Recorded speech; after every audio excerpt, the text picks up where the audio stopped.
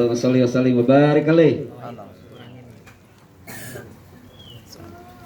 Bismillahirrahmanirrahim. Assalamualaikum warahmatullahi wabarakatuh. Alhamdulillah. Assalatu wassalamu ala rasulillah. La haula wa la quwata illa billahil aliyyil azim. Amma ba'du, faqad qala Allah ta'ala fil Qur'anil Karim. A'udzu billahi minasyaitonir rajim. Bismillahirrahmanirrahim. Wa min ayatihi an khalaqalakum min anfusikum wa ja'ala bainakum mawaddatan wa rahmah. Inna fi dzalika laayatin liqaumin yatafakkarun. Wa qala Nabi sallallahu alaihi wa alihi wasallam, tajawwazu taksuru fa inni ubahi bikumul umama yaumal qiyamah. Shadaqallahul azim wa shadaqa rasuluhun nabiyul habibul karim wa nahnu ala dzalika minasyahidina wa syakirin walhamdulillahi rabbil alamin. Para bapak hadirin yang berbahagia yang dirahmati oleh Allah Subhanahu wa taala.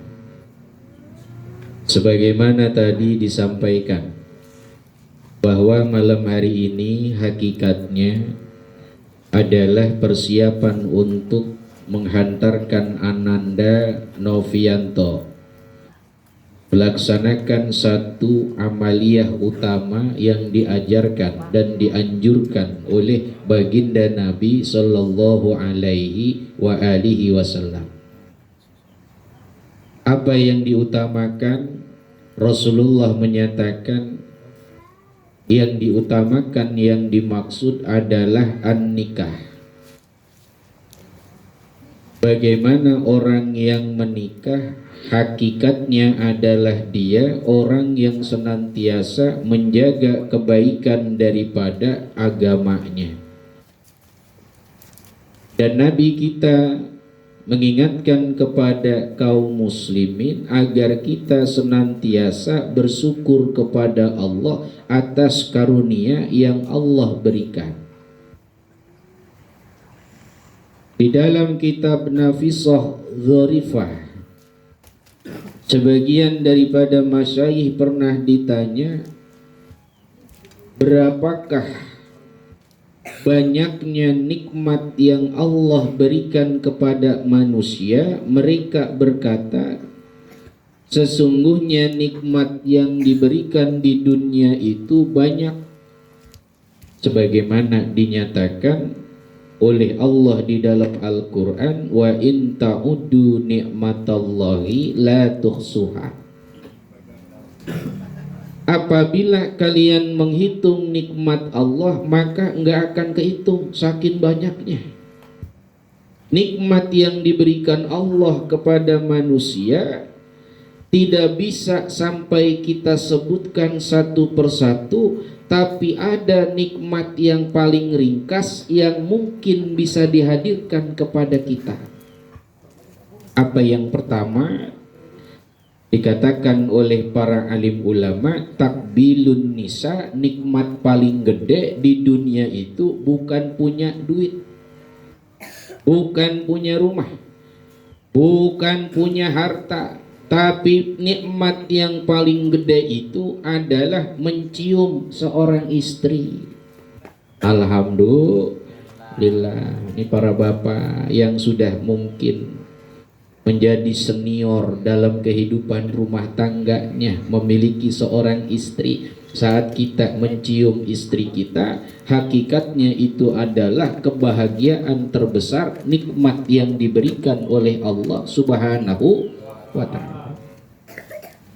Kemudian yang kedua, nikmatud dunia adalah walam suha, yaitu bersenggolan kulit seorang suami dengan istrinya. Itu adalah amal nikmat yang paling agung.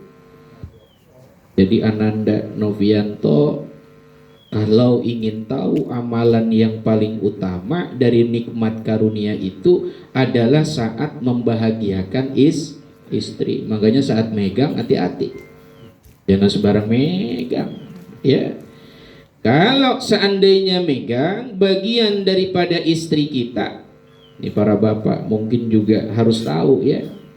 Disunahkan bagi mereka yang menjadi pengantin baru ini, bukan pengantin lama. Ya, ketika masuk ke kamar pengantinnya bersalaman dengan istrinya, tangan kirinya megang tuh dahi daripada istri kita, kemudian mengucapkan sebuah doa, Allahumma inni as'aluka khairaha wa ma jabaltaha wa a'udzubika min syarriha wa syarri ma jabaltaha. Itu doanya begitu. Kira-kira apa kagak? Lu ngangguk bae. Ya insya Allah udah diterkam. Kata pengantin lama lah, kita baru tahu itu ya. Doanya itu ya, pengantin lama seyogianya juga boleh. Andai kata ingin bertemu istri kita, pengen diberikan anak keturunan yang soleh dan solehah, pegang dahi tangan kirinya. Kita punya tangan kiri, letakkan di dahi istri kita. Pegangin tuh ya, ubun-ubunnya, dahinya dipegang di arah ubun-ubun. Allahumma inni as'aluka khairaha wa ma jabaltaha wa a'udzubika min syarriha wa ma jabaltaha. Minta sama Allah, ya Allah, saya memohon kepadamu ya Allah akan kebaikan yang ada pada istri saya. Ya, apa-apa yang kemudian ada di dalam keburukan istri saya juga bermohon perlindungan kepada Allah Subhanahu wa ta'ala. Jangan sampai istri kita yang kita cintai di malam pertama ternyata didatengin duluan sama makhluk astral. Ya belum diapa-apain sama kita, udah kadung. Ya Pak ya, tiba-tiba ditumpangin. Yang begini kita mohon sama Allah, bismillah, mudah-mudahan istri kita dihindari dari berbagai macam godaan setan. Amin ya robbal alamin. Kata pengantin lama, kelamaan coy, jangan begitu. Buat aja doa apa? Doa buka puasa, Allahumma laka sumtu wa bika amantu. Bukan itu. Nanti yang itu mah belakangan. Ini mah baru pemanasan. Pertama kali masuk kamar, jangan langsung buka baju. Jangan. Ya, mohon dulu kepada Allah Subhanahu wa ta'ala. Setelah itu memohon kepada Allah berdoa. Ambil wudhu. Karena tadi udah megang istri kita, ya Pak ya. Batal atau merenan wudhu teh. Wudhu lagi, kemudian sholat 2 rakaat, memohon kepada Allah Subhanahu wa ta'ala, meminta akan keharibaannya, bahwa kita akan mendapatkan bagian amanah terbesar dari nikmatnya nikmat dunia. Yang ketiga adalah al-jima, melakukan hubungan suami istri. Ya, ini saya ambil dalam sebuah kitab namanya Fathul Ijar. Ini mah buat yang muda, yang tua juga boleh, yang lama senior juga boleh, yang baru juga boleh. Dikatakan oleh para alim ulama, dikatakan para ahli hikmah, barang siapa yang mendatangi istrinya, mendatangi pada malam Jumat, maka bayi yang nanti akan dilahirkan, Allah takdirkan itu bayi, kalau kita datang ke istri kita di malam Jumat, insya Allah jadi anak yang hafal Quran. Amin ya robbal alamin. Kalau dilakukannya di malam Jumat. Ini malam apa nih? Malam Minggu. Tenang coy, sabar. Ini buat yang malam Jumat. Yang kedua, barang siapa yang berjima pada malam Sabtu, Jumat, malam Sabtu, mendatangi istrinya, maka istri yang kemudian dikaruniakan oleh Allah Subhanahu wa ta'ala seorang putra akan jadi seorang anak yang demen sama urusan dunia, pikirannya selalu hitungannya kepeng, duit, apapun yang bisa menghasilkan duit itu sama bapak emaknya dulu waktu berdua-duaan jatuhnya di Jumat malam Sabtu. Tuh, pilih yang mana tuh? Anak yang hafiz Quran, cinta sama ilmu agama, atau ngambil anak yang demen sama dunia? Pilih mana bang? Pilih mana? Pilih dua-duanya. Ya, mudah-mudahan kalaupun dapat anak yang diturunkan oleh Allah Subhanahu wa taala untuk kita, anak yang cinta sama dunia tapi dijadikan untuk sarana ibadah kepada Allah Subhanahu wa taala. Amin ya rabbal alamin. Siapa orang yang berjima bukan pada malam Sabtu, jimaknya adalah pada malam Ahad, ya malam Minggu. Kapan malam Minggu? Sekarang. Maka orang yang melakukan jima di malam Minggu akan menjadi ahli pencuri milik orang lain atau menjadi orang yang jolim malam Minggu. Jangan berduaan sama bini malam Minggu, malam yang panjang, malam yang asik untuk pacaran. Makanya dosa malam Minggu dipakai buat pacaran. Ya. Tuh kalau bisa mah malam Minggu badminton cakep. Pokoknya wayanya malam Minggu mah dah ditahan dulu ya. Ini ada ulama kita yang mengatakan berduaan di malam Minggu menyebabkan anak kita suka amat melakukan perbuatan jolim, gampang ngambil barang orang. Naudzubillah min jalik. Ya, mohon nama Allah. Ustadz udah kebelet banget ini malam Minggu. Bukan apa-apa, nungguinnya gitu 2 bulan yang lalu baru pulang kita ini. Ya udah tahan lah, nggak bisa tahan juga. Gue aja deh Bismillahirrohmanirrohim. Gusti, mudah-mudahan terhindar dari hal yang diinginkan oleh para alim ulama kaitannya dengan ikhwal-ikhwal yang tersebut. Itu Pak ya. Biasanya kalau udah baca Bismillah, insya Allah aman ya Pak ya. Kullu amrin zibalin la yubda'u bi bismillahirrahmanirrahim fahuwa aqta. Siapa orang yang memulai satu kebaikan tapi nggak ngawali dengan bismillah, nanti bisa jadi katanya qalilul barokah, bagaikan hewan yang kepotong ekornya. Ya, punya burung cakep banget, ditawar kagak taunya trondol, hilang itu yang namanya ekornya. Harganya nggak mahal ya Pak ya, burung kayak begitu ya, walaupun kicauannya bagus. Kenapa? Tampilannya kurang bermakna. Yang baca bismillah pun seandainya dilakukan di malam Minggu, insya Allah, yang penting mohon kepada Allah Subhanahu wa taala perlindungan agar kita terhindar dari hal-hal yang buruk adanya.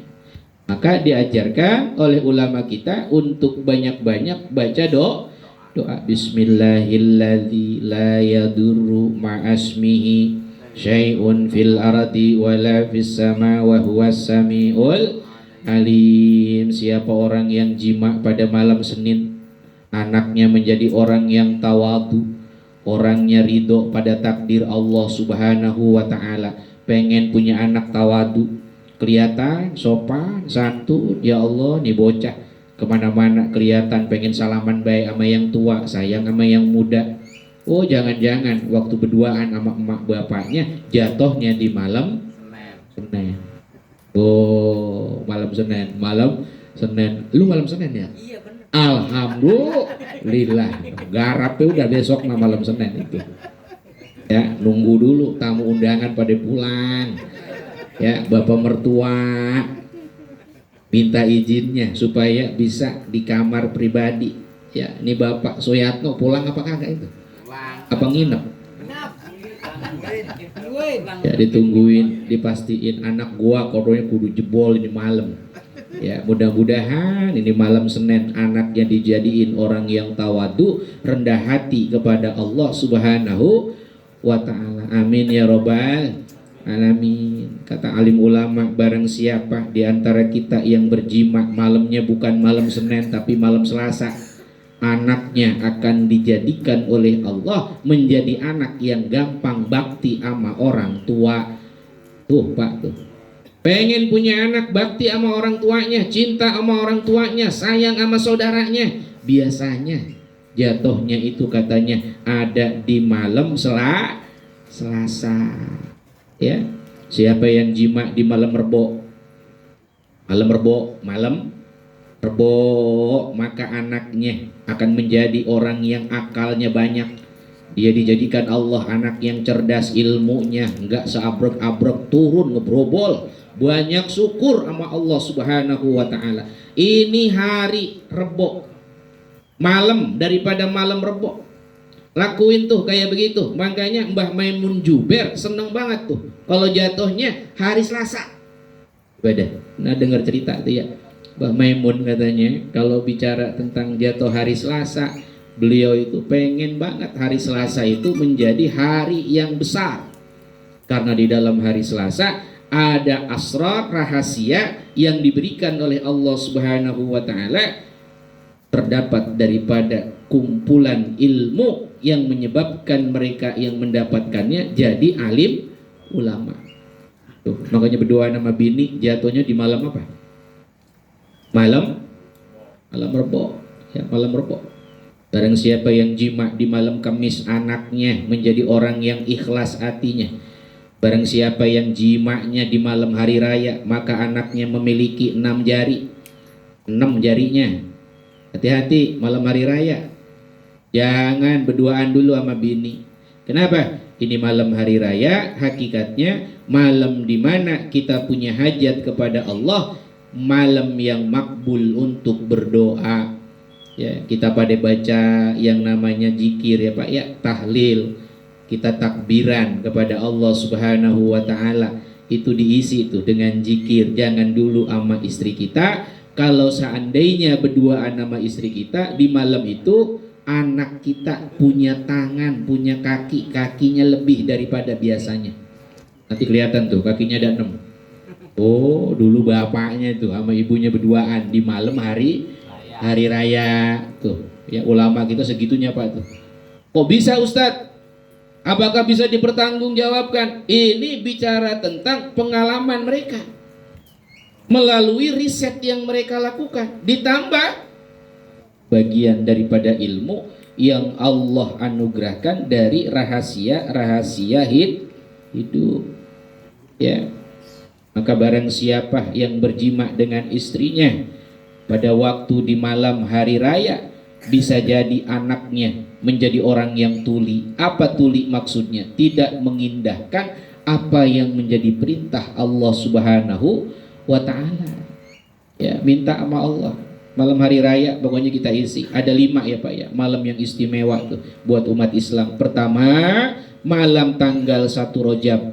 Yang kedua, malam yang disebut malam Jumat. Yang ketiga, malam nisfu Sya'ban. Keempat dan kelima, malam hari raya Idul Fitri, Idul Adha. Ini yang boleh yang diambil malam Jumat tuh, tadi malam Jumat itu ya. Bagus tuh malam Jumat. Makanya kita sering bilang malam Jumat sunnah Rasul ya. Lah bikin begitu. Malam Jumat waktu yang paling utama bagi mereka yang ingin mendapatkan kebaikan dunia akhiratnya. Barang siapa yang jima berada di waktu gelap gulita, bapak-bapak nih yang udah pada senior, senengannya gelap-gelapan. Ini bocah belum tidur lagi ya. Anak siapa itu? Ikut ngaji, ngajinya pernikahan. Bahasanya soal begini nih. Gue bingung ngejelasinnya ada nih. Anak siapa itu? Tutup kenapa itu kupingnya?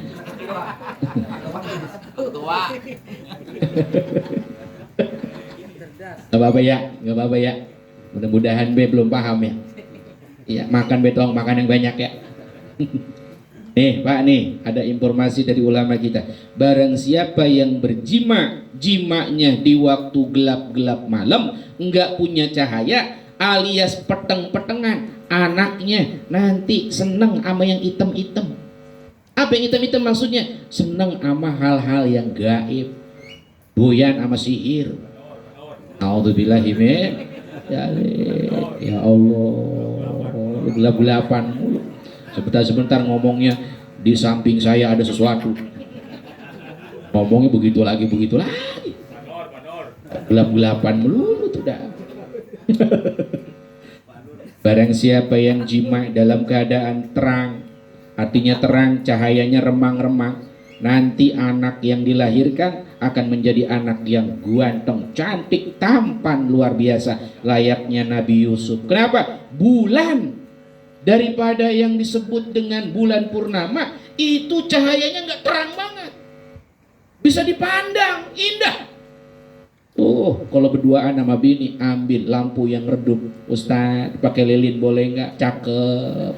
Satu be, satu. Jangan banyak-banyak. Gitu ya, pengantin. Siapa ya lo? Ya, siapin tuh remang-remang. Jangan sampai kelihatan begitu dantak. Jangan. Ya, khairul umur ausatuha. Remang-remang ini udah paling cakep ini. Gelap kagak, terang banget kagak. Remang. Cakep nih kayak begini ya.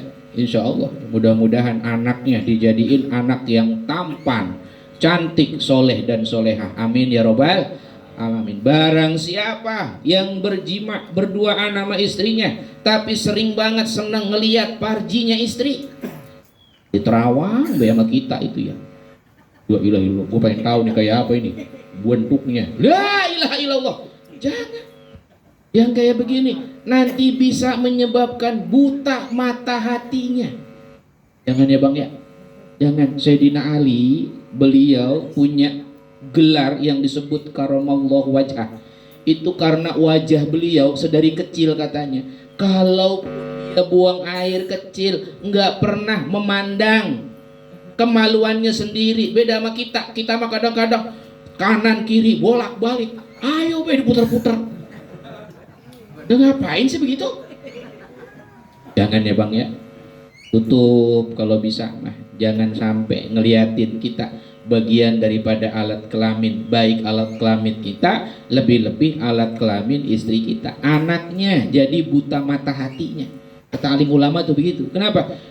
Memandang sesuatu yang saru sama dia nggak dijaga. Jangan. Pandang yang baik-baik ya. Kenapa ada aurat ditutup yang namanya aurat bima baina surrah war rukbah? Itu karena ada sesuatu yang Allah tidak izinkan untuk kita untuk membukanya. Jangan. Ya, ayo. Barang siapa orang yang jima serta tanya tentang perbekalan untuk satu perjalanan, maka menjadi anak yang pembohong, yang berjima di bawah pohon. Siapa yang suka jima di bawah pohon ini?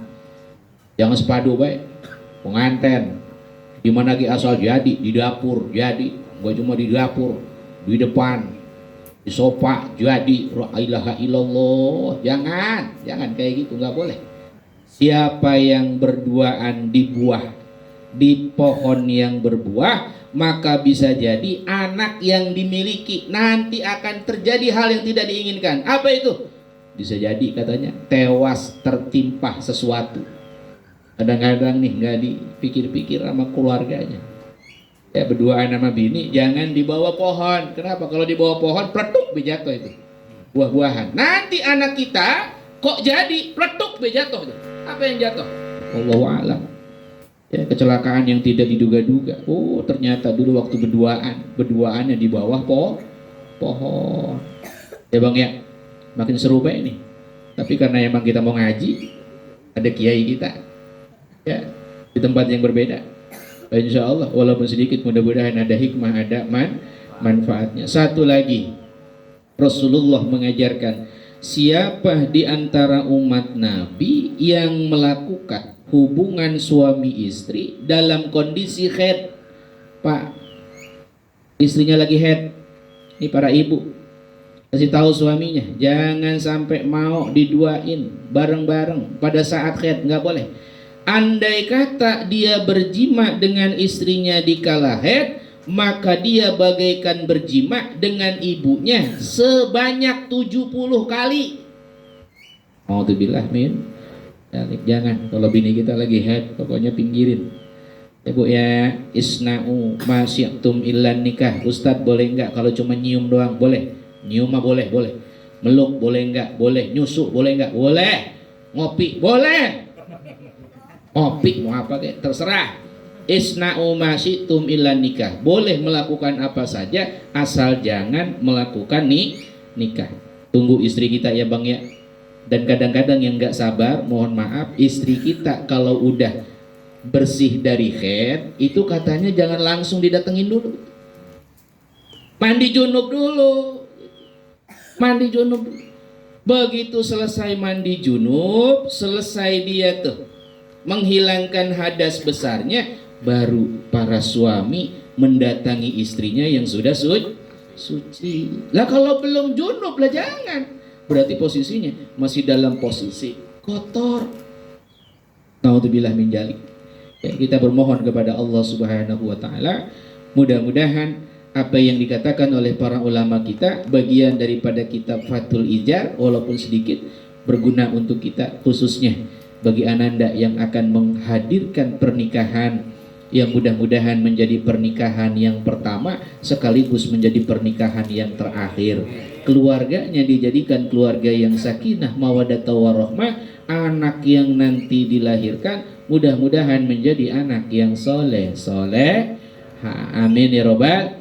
Nah kita nih Pak ya, semua ya pengantin lama nih, sama nih, banyak-banyak istighfar. Ya Allah, kita mah nggak paham tentang ilmu begini ya Bang ya, jarang-jarang gitu diajarin sama guru kita.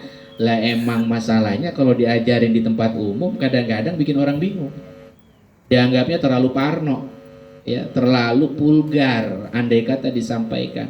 Ya, mudah-mudahan pengajian kita yang begini juga mudah-mudahan hanya di lingkungan kita aja ya Pak ya, jangan di YouTube. Ini masuk YouTube nggak nih? Jangan dulu. Nah, wanti-wanti nih, khusus untuk kita dulu aja konsumsinya. Kenapa? Khawatir ini materinya yang kaitannya dengan hal-hal yang nggak biasa secara umum. Khusus untuk kita, mudah-mudahan kita bisa ngamalin apa yang telah menjadi ilmu, mudah-mudahan bisa kita ambil manfaat dan fadilahnya bersama. Para bapak, inilah pengajian kita. Kita cukupkan walaupun sedikit, mudah-mudahan ada hikmah, ada manfaatnya untuk kita. Al-Fatihah. A'udzubillahi minasyaitonirrajim. Bismillahirrahmanirrahim. Alhamdulillahirabbil alamin arrahmanirrahim maliki yaumiddin. Iyyaka na'budu wa iyyaka nasta'in. Ihdinas siratal mustaqim. Siratal ladzina an'amta 'alaihim ghairil maghdubi 'alaihim waladdallin.